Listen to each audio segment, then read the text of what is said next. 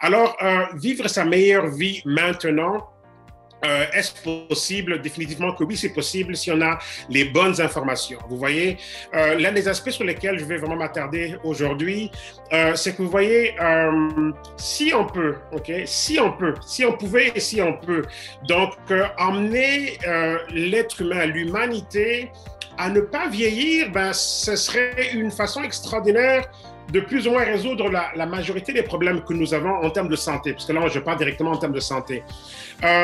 Pourquoi je parle de ceci dans ce sens-là? Regardez, aujourd'hui, le concept de vieillesse ou de jeunesse n'est plus tout à fait ce qu'on a connu dans le passé, parce que on a des phénomènes tels que la vieillesse accélérée et prématurée qui font en sorte que, bon, les enfants d'aujourd'hui, on nous dit qu'ils ont en fait une vieillesse déjà de 10 ans de plus comparativement aux enfants des générations d'avant.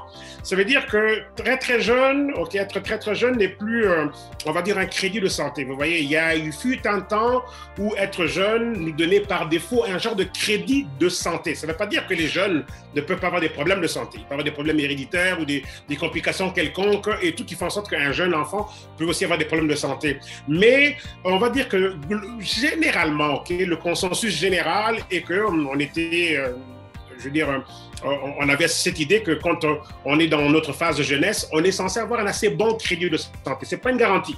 Okay? Il y a beaucoup d'enfants qui sont malades, qui ont des déficiences ici et là. Okay? Je ne suis pas en train d'en faire une théorie là, okay, et généralisée. Non. J'essaie juste de dire que le concept de jeunesse, en fait,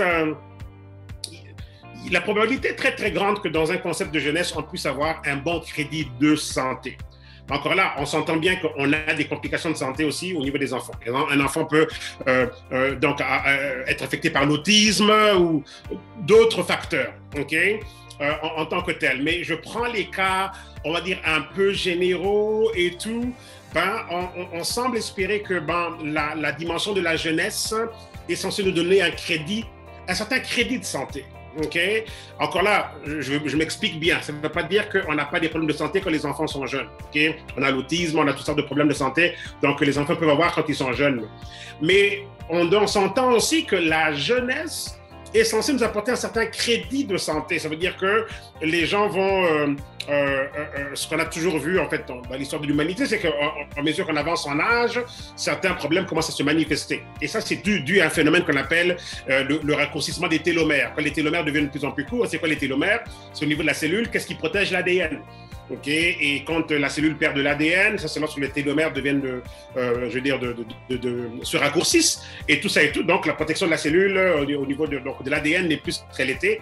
Et c'est ça le symbole de la vieillesse en tant que telle. Donc quand on vieillit, la cellule commence à mal fonctionner et mal se copier. Et là, ça provoque en fait toutes sortes de problèmes de santé. Vous voyez? Donc, par rapport à ça, ce que j'essaie de dire là, c'est que, vous voyez, si par contre, okay, on pouvait mettre le doigt sur quelque chose qui peut, on va dire, nous garder dans ce crédit de santé par rapport au fait qu'on a un corps qui est jeune à l'intérieur, ben c'est une façon, je ne dis pas que c'est la seule façon, mais c'est une bonne façon de réellement nous mettre à l'abri des problèmes de santé. On ne se rend pas compte à quel point les problèmes de santé que l'on a sont dus à un genre de vieillissement accéléré et prématuré au niveau cellulaire. Vous voyez?